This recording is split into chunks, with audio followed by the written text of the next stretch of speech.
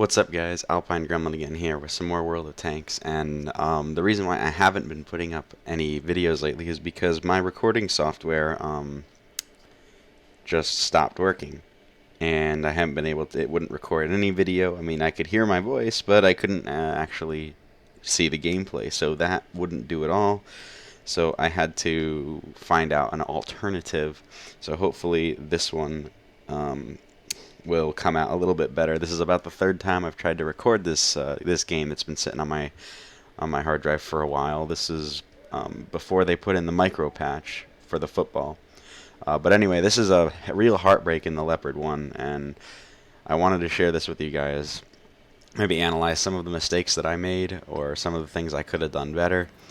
But anyway, so we're on Siegfried Line, and we're starting from the southern side, and I really like going to the I really like taking up this position right here over on the hill. Now I know that's traditionally a TD position starting from this side, but like you guys, if you guys have watched my Leopard gameplay, you know that I always initially start off as a longer range support kind of medium, just while I get a feel, get a lay of the land, and figure out how it is I can proceed. And you're going to see that I am going to start moving around a lot after my initial work on this hill.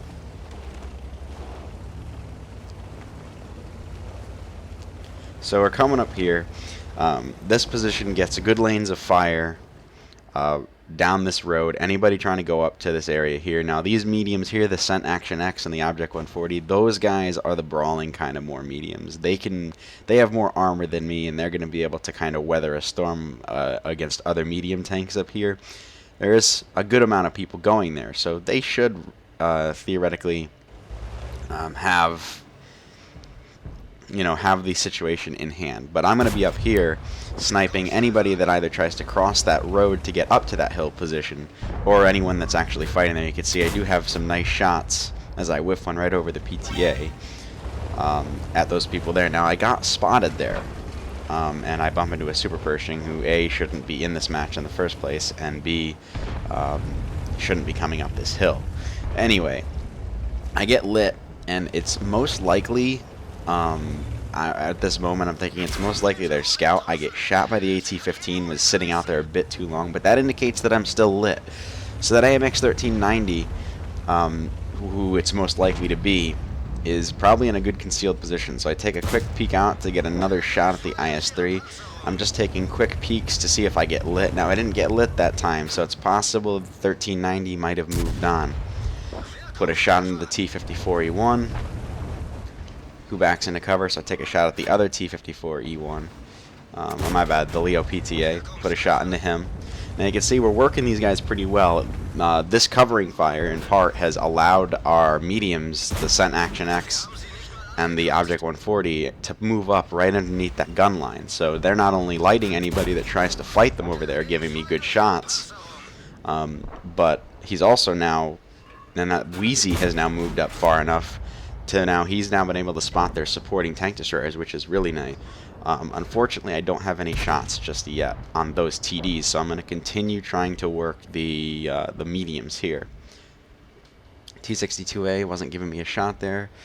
I looking for a shot on the AT-15, but I don't quite find one. And so right now I'm still moving, and I haven't moved yet because there are still potential shots right now. So if there weren't any more shots, I would be moving to another position, but I'm still getting potential long distance damage done. And you can see the Wheezy is now moving in there, and I get a shot at the Yag Tiger's side, but there's a little tiny bit of him showing, and so even though I get lit, I try to shoot again, because here's an important thing. So here's an important factor about that decision I made to stay out there. Now, normally I automatically, instinctively retreat back into cover, but if you really think about it, the only one that is able to shoot me, I look at the, basically the only thing that hasn't been lit is the Arty. Now, the Arty could potentially be waiting to take a shot at me, but with them pushing so aggressively over there, that isn't so likely. He's more likely to be focused on either our heavies down here or these mediums pushing up. The 1390 is the only one in a position to really shoot at me, so I wasn't so concerned. Under normal circumstances, I would have immediately fallen back off that hill, but I wanted to try and sneak another shot into the Jagdtiger. But that's the only reason why I stayed out there for so long after being lit. So now I try to take some shots at this 1390, but he's backed into cover, which means he doesn't have line of sight of me anymore, so he can't light me. But I see a much juicier target, T-54E1, and I detrack him with that shot at this range. So I take another shot at him, and I back into cover before, because the AMX 1390 has moved. You can see him there on the map pushing across, so he has been able to light me. Take a stupid shot at this 1390. Waste of a shot. I do have some very poor shooting against this 1390. I only take 2 shots. Both of them miss. He kind of juked to the left at that on that shot, so it kind of threw my aim off. I do put a shot into this Jagdtiger because I want to help this WZ down there, so I put a shot into the 54E1 who's going to support the Jagdtiger. But now the Wheezy should be able to kill them both with ease. And you'll notice that super person just got absolutely obliterated by something. And that's when I take a look at the map. That's when I take a look at the situation in the south. And oh my god, they have killed all of our tier 10 tanks, heavy tanks, and all of their tier 10 heavy tanks are now steaming into our base, are now threatening our base. And so I can't really support the north. The north is pretty well in hand at the moment. But the real threat is now these 4 tier 10 heavy tanks that are have rampaged their way all the way through. Now I think about taking a shot at this Type 4 heavy, but he's not giving me really anything to shoot at per se. And so I try to take a shot at the cupola but miss. Now, but this is why I also like this position, because this little spot here, at least when the enemies have moved around or moving up in this general area, it has good covering lanes on approaches to your base. And you're going to notice, you can see I have a shot at that mouse there, but notice how much cover I have. Really, only my turret is exposed to this mouse right now, and I also have complete cover from the other heavy tanks with him. Now he stops to take a shot at the Grill 15, but I'm going to get a couple free shots into this mouse's side. Now I take a shot from the E5, but I decide, okay, now that that has happened, it's time for me to get out of here, because these guys are just going to steamroll into my position. The mouse puts a shot into my ass right as I'm trying to get away. So I took another hit that I really can't be affording to take at this point. I need to save this HP. Unfortunately, the situation hasn't really allowed me to do so as effectively as I wanted to. Now, rather than having another trade-off with that mouse who is probably just about to be reloaded, I opt to back down, take a quick snapshot. But this is when I decide, fuck this, I'm going to do something different. So I noticed that the E5 and the Type 4 Heavy and the two E5s and the Type 4 Heavy have decided to go basically finish off this IS-3 and these guys here. Now they're all on pretty low health. There's also an enemy T-28 prototype going back to defend the base. Now why these guys haven't gotten on the cap yet, I don't understand. If those 3 guys had gotten on the cap right now, we probably could have won. Only the prototype would have been in a position to do something, and he's only a tier 8 TD against a WZ-132 and a Skoda T-50 and a 140. I think they could have handled that one guy, but they didn't. They sat on the cap. They sat around the cap circle rather than in it. And so now that has just increased the amount of pressure on me by tenfold. And so I'm looking at the map, and I see the E5 and the Type 4 are rushing this IS-3, and they're probably going to help finish off the guys north. So I need to go help them. The mouse is going to have to climb an incline in order to get to our base, and that's probably what he's going to do. He's probably just going to try and cap out, right? So you figure it'll probably take him another minute or so to get to the cap circle, and then it's going to take him over a minute and a half to actually cap. So I've got time. With my speed, I'm going to have some time to get over here to provide some supporting fire for these guys up north. And then still have some time to fall back and reset the cap if the mouse opts to get on it. So I'm coming over. You can see the prototype has just killed the Skoda T50, and the E5 has just killed the IS-3. So it's now 3 on 5. Now, You can see I'm going up to this position now where all those mediums were brawling. You can see now how I've changed my position. Notice how I've altered my location in order to get shots on the enemy tanks. That's what you always got to be doing. Always be looking for a better position from which you can deal damage. Now, unfortunately, I've been lit there, and I take a dodgy shot at this E5. That was never going to penetrate. I'm really too far of a distance to be sniping cupolas. The Object 140 does kill one of their E5s, but you can see enemy on the cap circle. That's definitely the mouse. So I got about a minute and 30 before I have to be on that cap to stop him. And you can see the T-28 prototype finishes off the Object 140, who had been previously been shot by the Type 4 Heavy. So now all those mediums are dead. They could have capped out and won us the game, but they didn't. And so now it's just me and the WZ. Scratch that, it's just me because the WZ just got killed by the E5. Take another dodgy shot at the E5, but now at this point I decide, yeah, there's nothing more I can do from this position. I can't be trading frontally with heavies. It's just not going to be a good day. So rather than stay in that position again, I'm putting the Leo's mobility to use. I'm getting the hell out of there. First order of business, I've got 45 seconds on the cap counter. I need to go reset that mouse. So that's the first order of business. Now, here is an important thing, right? That I have spotted that Type 4 Heavy. Now, I have a very good crew in this tank. And like I said, you know, the detection of this, the base detection of this tank is already pretty low. And notice how I'm waiting for the Sixth Sense to pop out and for that guy to swivel his turret around at me, but he doesn't. I haven't been spotted yet. If I had been lit, I definitely would have taken a shot at him as I was driving by, but I don't get lit, which is good, and the direction he's moving in indicates that he still thinks I'm over in that position in the north.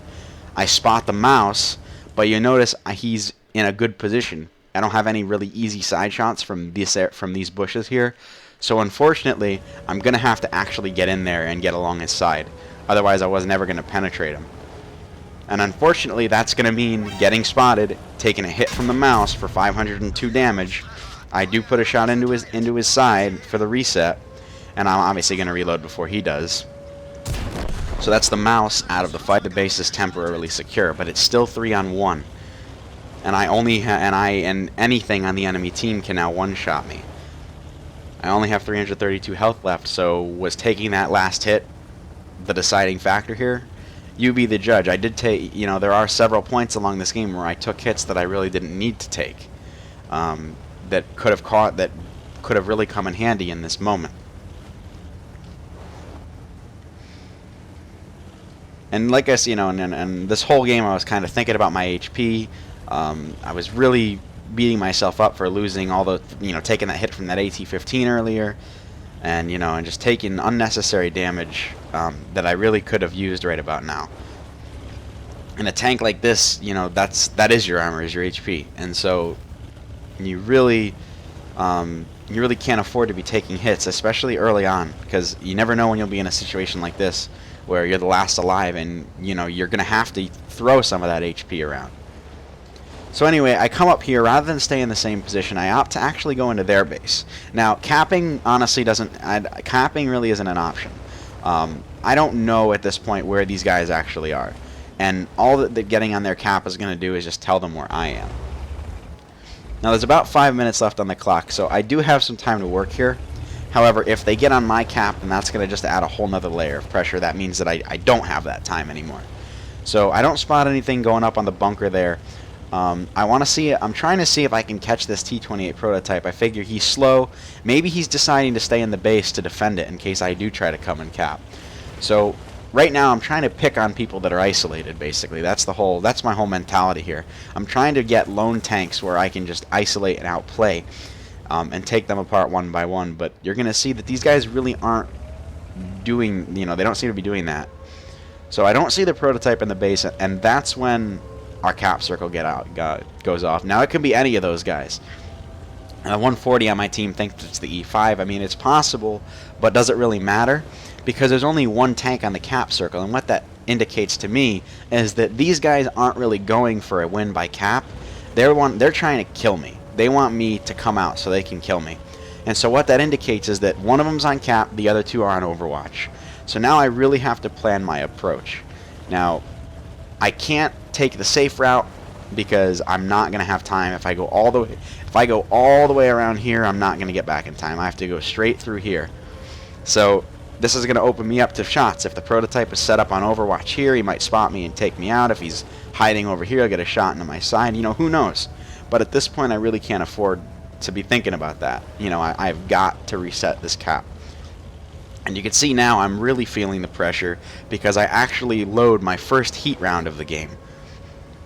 And, you know, because I figure, you know, I really can't afford to be bouncing here. So I take up this position here just to see, get a quick peek through this bush. And I'm awarded with a nice shot on this E5. Now I'm not lit, so I take the shot, aim at his cupola. The extra penetration on the heat round allows me to go through.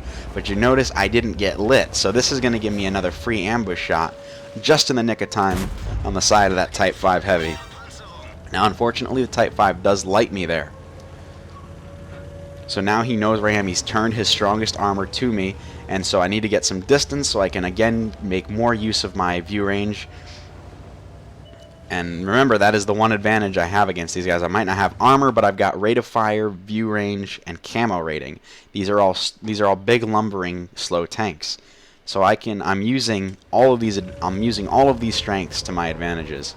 Now he doesn't know where I am. He hasn't lit me. Take another shot, snipe that cupola, get another reset. I've just bought myself an additional 20 seconds to work. But right now I'm thinking, where is that prototype? That guy was last spotted here. Now he could be anywhere at this point. So I really don't want to be taking the risk. I don't know where this guy is. Who knows? Like he could literally be right coming up around this corner here. You know, I don't know where he is. But all I know is that I can't stay there, because if I do, both of them know my location. So I need to switch it up. So I opt to come around here. You can see the automatic timer warning came up. There's only 2 minutes left on the clock, but I've only got 1 minute and 2 seconds left on that cap, so that is the priority right now. I need to get that reset. Now, where is this prototype? I'm thinking, you know, where is this guy going to be? He could literally be anywhere. So I opt, okay, let me try and get a quick reset on this Type 4. But right as I'm about to crest the ridge to use those bushes to take advantage of my camo, I spot the prototype. The prototype snaps a shot and actually bounces off my gun, man. It could have ended my game right there. And you can see he's got 385 health. This gun has 390 average damage. If I could just kill him right now, that would be great, and that would give me a little bit of breathing space to work the Type 5 Heavy, the Type 4 Heavy. Put one right into his side, low roll him for 347, leave him on 38 health. But this is important. And you can see I'm going over here to try and take another shot. But notice how he's basically put himself into this canyon here now. He's effectively taken himself out of the game. He can't get any shots on me from that position, and he's too slow to get back up it. So I opt to instead just ignore him for the time being. I need to get that reset. So you can see I load a high explosive round because I'm not confident in my ability to penetrate the guy. Come over the ridge. I fuck up this approach so royally, and he kills me. Gave way too much of myself trying to get a shot, and he ends up popping me. But I mean, with only 6 seconds left on the clock, I really didn't have the time to do that. All right, so what did I do wrong in that game? Because we're going to be looking at the after action report, but what did we do wrong? Well, if I were to sum it up quickly, took too much HP damage at the start, and took some unnecessary hits, and that's what I think really boiled down to. I mean, and this was an absolute heartbreak of a game, and I would have really loved to have won this game, but I didn't, and we lost. So let's take a look at the after action report. Alright, so that was quite a depressing result. You could see we came away at the end of this battle. We got high caliber, defender, and Confederate. We fired 32 shots, 25 of those hit for 21 penetrations. You could see we accumulated a total of 8,213 damage, 8,213 damage during that game. 4,787 of that was done from a distance of 300 meters, and we racked up a lot of that when we were We were up on that hill providing supporting fire. We received 6 hits, and obviously Leo, 5 of those penetrated. We did bounce that one from the T-28 prototype, um, but we damaged 11 vehicles and destroyed 2 of them. And you can see we were all over the map. We traveled 6.59 kilometers, which is a long distance in this game. And you can see we got, well, we maxed out the number of base defense points. I mean, we reset about, what, 4 times? Yeah, I think we got about 4 resets. So I mean, or maybe 3, but I mean, either way, we were just all over the place. So now that we see this result, what could we have done better? Well, we first of all probably could have avoided taking some hits. Like, I stayed up on that hill, took some unnecessary damage from the AT-15 in the beginning, took some unnecessary damage from the T-110E5 shooting us in the side. And that's like, 500, 600 health that we really could have used. If we had that additional health, we could have probably rushed in to the cap circle and just killed that Type 5 outright. He might not have been able to get his gun around, and we could have just, used our DPM to just kill him off as soon as that T-28 Proto, took himself out of the game by going into that ditch. We could have just popped out, taken the hit from the Type 4, and killed him. And got the reset and just used our DPM, but we didn't. We took too many hits, and we didn't, we didn't have the health to trade in the end. So anyway, guys, let me know if you guys think, what did you guys see an issue? I want to know what you guys thought was the moment where I lost the game. So let me know, and thanks for watching, and I'll see you next time. Thanks.